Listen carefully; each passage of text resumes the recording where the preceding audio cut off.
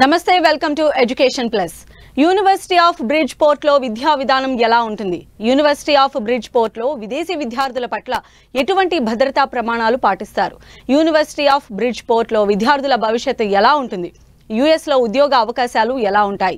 University of Bridgeport లో విద్యా విధానాలపైన president Daniel, vice president JD Elena మనతో పాటు స్టూడియోలో ఉన్నారు. మరి వారిని అడిగి మరిన్ని సలహాలు సూచనలు తెలుసుకుందాం. Hi Daniel, hi Elina, welcome to our studio. So welcome to 10 TV News Channel. Since this is your first interview, I think, but tell me what is the demographic of international student of University of Bridgeport? So University of Bridgeport is located in Bridgeport, Connecticut. We're a little bit outside of New York City and Boston, and we have a very diverse student population. We have domestic students, we have international students. Our international students are about 1,700 students. About 89% of that are Indian students, but we have students represented from all over the world, including Bangladesh, Nepal, Saudi Arabia, and all over Europe. Okay, so you can elaborate this one. Sure. The university has about 4,200 students, of which 1,700 are international. They represent many countries. We have had international students since the beginning. The university is almost 100 years old. Will be 100 years old in 3 years. And since the beginning, it's had international students. Okay. In fact, we hosted an alumni event this summer. We had a 30th reunion for international alumni, and they hailed from all over the world. And they told us all about the businesses and the successful careers that they had. Some of our international students chose to go back home after they left University of Bridgeport, and some of them were 2 towns over running wonderful businesses in the state of Connecticut. Okay, how is the University of Bridgeport different from other universities? What do you say? I think one of the pieces of it is, first of all, we have amazing faculty and excellent programs. So our school is really designed to help students be successful in their careers. I think the fact that we have so many international students and we have such a diverse student population really helps students prepare for life after graduation. The world has become a much more global economy, and being able to interact with students and faculty from all over who have industry experience and life experience is really important. Recently, we had a group of students work on a project for NASA. We had a solar eclipse in the United States, and the students prepared over many years as a team to collect data on behalf of NASA. They collaborated with universities. Actually, they led other universities in the Northeast in doing that. They traveled to Texas, and they really are an example of what the working world will look like. It was multiple disciplines, multiple nationalities, multiple countries represented, and if you're going to be successful in the global economy, you need to be able to practice those skills while you're still in school. So how will be the facilities there? How are the facilities? Yes. They're wonderful. So we have, it's a campus that students live on. We have athletics, 16 teams for men and women. We have clubs. We also have an innovation center, which also makes us unique to other universities, but we have a full center for students to make businesses. We have an intellectual property attorney that runs that center. We have dining halls, we have gyms, a swimming pool indoors, and we're on the beach. So we have 2 miles of beach on our campus. So it's at the seaside. We have a full campus, places to eat, activities for students, the academic buildings, an innovation building on our campus. And what one of the unique features for our international students, particularly our Indian students, we know that they are looking for to feel like they're at home. In our dining hall, we always have a station that has Indian food. And it was our Indian graduate students who worked with our chef to come up with these recipes to make sure that they're authentic. And in our dorms, we just put in 2 major kitchens so that our students who live on campus who want to cook their own food are able to do that in their dorms, and that's an unusual piece as well. Oh, that's really great. I think in the light of recent some incidents is there in the US. So crime in the US, what are the safety measures at this Bridgeport University? Sure. So we have an incredibly safe campus. you know, in the United States, you have to have your campus evaluated, and we consistently rank as a very, very safe campus. And I think that's due to a number of pieces. We have a security team that is full-time on campus that's available to our students, and they patrol the campus. Our head of campus security participates in orientation and specifically provides an orientation for international students on what it is that they need to be aware of. Furthermore, we have a very good relationship with our local police department. The city of Bridgeport has a police academy. They run a number of classes on our campus. And the Bridgeport Police Department also runs training for police officers throughout the state of Connecticut on our campus. So the officers are often on campus as part of our community doing education and training. And so, you know, again, that's a major deterrent for crime.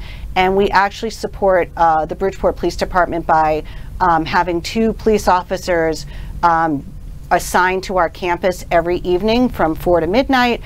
So we have, in addition to our normal security team, we have police officers who are assigned to our campus every day. So we have a lot of really great safety measures in place, and really, as a result, there's very low crime in and around our campus. So what are the safety measures at the university? So having a safety team, having a police officer, the dorms are car-coded so that you can't go into them unless you are in the appropriate dorm. Good communication. There's an app that we have that notifies students if there's a weather emergency or other emergencies nearby. So a lot of effort is put into keeping the campus safe.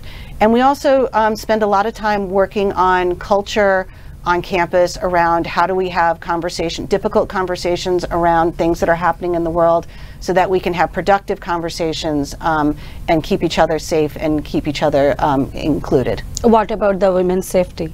Women's safety, you know, it's the same things. We do a lot just to keep all of our students safe. I don't know that we do something specific to women, but we definitely do a lot to keep all of our students safe. Yeah, definitely parents think no. So that's why definitely women particular zone lo chala safe ga undalsina necessity undi. So how flexible is the university and how much attention you pay about the students? So I think in terms of programming, we have many programs for students. We have programs that are STEM. So if the student is international and they want 3 years of OPT, we have many programs that are STEM. Within the program, if a STEM program engineering, if an electrical engineering student wanted to study in various concentrations, there's 14 concentrations they can study. They can study energy, they can study security, they can study cyber, artificial intelligence. So we have a broad range of programs available for the students and what their particular interest is. We also talk to industry to ask industry what the jobs are in. Okay. So we have a range of programming that the student comes, they can decide what's interest to them. Robotics is another one. They can decide what's interesting to them and we can help them get their degree. Okay, then what kind of facilities are you providing for the students? We have, in the engineering school, we have 14 labs. So there's 14 different labs that they can work in. In the School of Business, we have 2 labs. We have an analytics lab and we have a finance lab. In the engineering, they have their own labs. So in addition to the coursework in the classroom, we also have labs built for the students. We also have an engineering makerspace. Okay. And for engineering, we also have a welding lab. So engineers can work with the welding students and actually take their ideas and actually make them into creation. Okay, how will be the recruitment process, or what is the joining process or placements? What about the placements? Sure. So in terms of coming to recruitment after graduation, is that what jobs after graduation? Yes. Okay. So we have an entire career services department that works with our students. They will start working with students basically as soon as they come to the university, if that's what they choose to do. And so the career services staff will help students build resumes. They will help their students do mock interviews. We have a career closet on campus, so if students need a professional jacket or suit for an interview, they'll help them with that.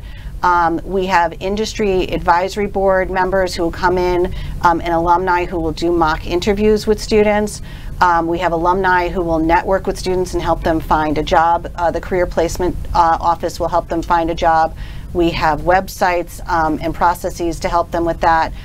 We hold career fairs and job fairs. The job fairs identify in advance what employers might be interested and eligible to hire an international student. So students can be very strategic when they go to the career fair to make sure that they're spending time with an employer who could provide them with an opportunity. I will say that a very large number of our students find employment in the United States after graduation, if that is their goal. And for international students who are returning home, their job prospects are really quite excellent. Okay, is there any eligibility criteria to join in a Bridgeport University? Yes. Eligibility criteria. Go ahead. Yeah, there's a GPA requirement. It's different depending on the program that you're applying to. So if a student wants to enter the School of Engineering, it's a 2.8. If they want to enter the School of Business, it's a 3.0.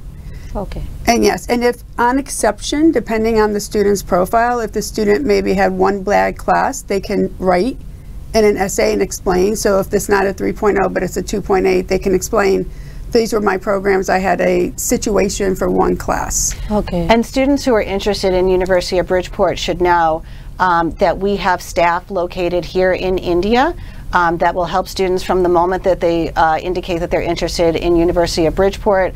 And so we are really there to support students both in India from the moment that they're interested, help them with the application, help them with the visa process, help them with all the logistics of getting to the United States for their classes.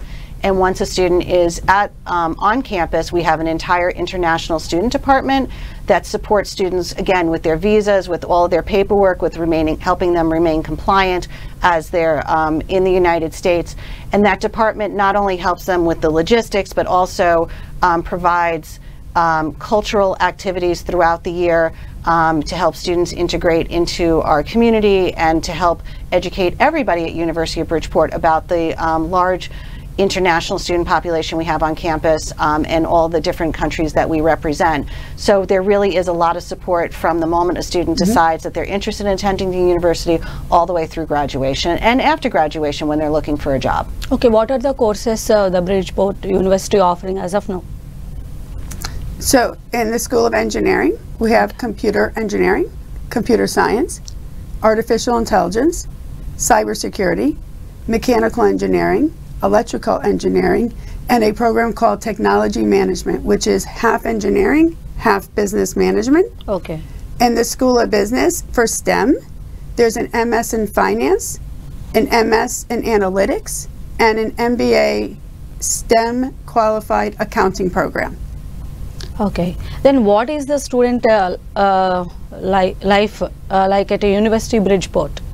It's a great place to go to school. As we mentioned earlier, there's Seaside Park, which is right next to the university. It's overlooking the water, and it's just a very serene place to be. A lot of our Indian students enjoy being in Seaside Park and playing cricket, and we have cricket tournaments that they engage in. On campus, Elena mentioned the fitness center, the pool. We also have a bowling alley. We have many student clubs, both academic and more fun clubs, cultural clubs. We have a beautiful library facility. We have faculty who represent many countries from around the world. Our faculty are incredibly committed to their students, have a lot of industry experience, and really we look overall for ways to support our students and make them feel welcome and successful. There's lots of activities to do on campus that we've already mentioned, and the city of Bridgeport is also a great place to grab excellent food. There's a lot of activities. There's a concert center that's around the corner from the university where we host many famous musicians and host concerts. There's a huge concert that's held in Seaside Park that people come in from all over the country to participate in, and we have musical artists from around the world. So I think the other thing that's really exciting about University of Bridgeport is all the research opportunities that students have on campus.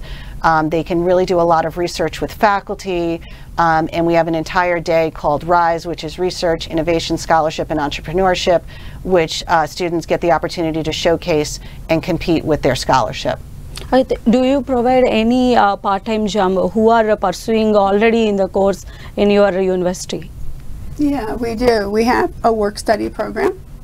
We have graduate assistant program. So both of those are work opportunities for students. Okay. Right on our campus. Okay, okay. And we're very close. So we're in Bridgeport, Connecticut, but there's a train that's 1 hour to New York, 2 hours to Boston, 30 minutes to Stamford, Connecticut. So we have jobs on our campus, but also we have the opportunity when the student does CPT that they can work very close in a major company. Yeah. So, yeah. And we actually created a campus business, Purple Knights Coffee, which provides internships on campus for our students. The students created the strategic plan, the business plan, the marketing plan, and actually a student from India is the president of that company. In addition to part-time jobs, we do host competitions, the hackathon. Actually, you can talk about the hackathon. We have the availability for students on campus to not just work, but they have an opportunity to win money. They can win money entering a research competition by themselves or with their faculty. And also we have business plan competitions, and the money is significant. So we have a competition right now, which is $30,000. So the students have the opportunity to work, and the students also have the opportunity to engage in scholarly activities or business activities and earn some money in a competition that they win. Okay, as these programs are undergraduate level or a postgraduate level? Both. Post. So student worker is for undergrads, GA is graduate. So only a graduate student can be a GA, but for research or the business plan competitions, every student. Freshman to PhD. Okay, okay. Do you offer any job assistance or something, job assurance after completing the course? Are you providing that? We are not providing specific job insurance, but as I said, if you look at our placement rates, if you look at the number of students who are getting jobs after graduation, the numbers speak for themselves. Almost every student who wants to get a job is able to find a job, and many times students are being hired before they even graduate. A lot of the things that we talked about really make students have competitive resumes and are able to demonstrate that they have the skills and knowledge that employers are looking for, and our students are very sought after. Okay, how many universities do you have any tie-ups? We do. So we have relationships and partnerships with other universities throughout the world, actually. So we have relationships with universities in China, we have relationships with universities in Korea and Morocco, and also we're meeting here other universities. Okay, is there any possibility for industrial exposure to the students? We have research. So we partner with industry, and sometimes the students are doing research and being paid for by the company. We have many relationships where students have an opportunity to work for the companies as a student project. So they get to learn, they get to meet people, they're networking, and they also are building their resume with the experience that they're working with our companies. Where we're located, we have large companies all around us. And actually, University of Bridgeport is considered a very desirable location for companies to actually host their companies. So we have a number of companies that have their businesses co-located on our campus, and they run their businesses out of the university space. And that again provides students with a lot of opportunity to engage with industry leaders and on-campus internships and talk to, people who are working in their field every day. Then what would be the cost for this overseas education? Is this bearable for middle class families? I think it is, and the information about all of our costs are on our website. We do have specific scholarships that are available to students. It is program dependent, but we do have a lot of scholarship money that is available, and we just added a platform that helps students find a scholarship that actually Elena can talk about. Yeah, we have a platform that the student is matched with scholarships available for their particular interest. So if a student is studying artificial intelligence and that's their area of study. It matches them with scholarships in the whole world for artificial intelligence, or the same thing for nursing or teaching. So we have merit scholarships based on grades. We have scholarships based on interests of the student. We have a scholarship based on the history of the student culturally. So there's many opportunities for scholarships. Then what is the scenario with the UB students in the job placements at US? We've had What about the market in the US from the Indian students? So there's a lot of, you know, as Elena and I were saying earlier, there's a lot of local companies that are looking to hire our students. Our students get hired throughout the U.S. There's a lot of jobs that are available. The students are really pursuing degrees that are very high in demand, and it's generally pretty easy for a student to find a job after graduation. In the United States, the unemployment rate is the lowest it has been. So our unemployment in the United States is very low. There are so many job openings. In Connecticut, in particular, where we're located, the older people are retiring, so we need people to work. So many platforms are being created to connect students with industry because we need people to work. You know, our unemployment rate is 3.2%. That's very, very low. So we need students to come out and take jobs, especially in STEM. Okay, recent issues, I think there is a lot of doubts. Is there any discrimination in US job market who are getting to the Indian students for job searching and all? Is there any discrimination?